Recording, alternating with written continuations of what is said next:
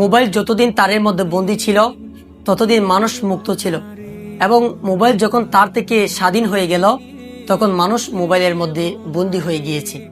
এটা দ্বারা আপনি কি বুঝেছেন?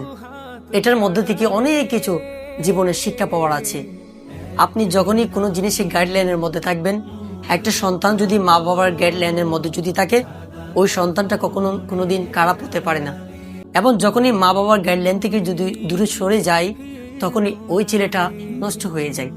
এজন্য আপনি আপনার সন্তানটাকে বন্দি করে রাখবেন, আপনি আপনার সন্তানটাকে বোঝাবেন এবং সৎ ব্যক্তিদের সাথে চলাফেরা করতে দিবেন, অসৎদের সাথে চলাফেরা করতে দিবেন না। এবং যদি আপনার সন্তানটা যদি অসৎ হয় তখন দিন শেষে মানুষের সন্তানের চাইতে বাবা মাকে বেশি দোষারোপ করে চলে। এজন্য মানুষ এখন বর্তমানে মোবাইলের মধ্যে বন্দী হয়ে গিয়েছে এবং মোবাইল স্বাধীন হয়ে গিয়েছে। আর যতদিন মোবাইলটা তারের মধ্যে আবদ্ধ ছিল ততদিন মোবাইলটা বন্দী ছিল, মানুষ খোলা ছিল। এজন্য জীবনে যখন পথ অতিক্রম করবেন, একজন আদর্শবান মানুষ হয়ে পথকে জীবনকে অতিবাহিত করেন, একজন সৎ ব্যক্তি হয়ে জীবনকে প্রতিবাহিত করেন।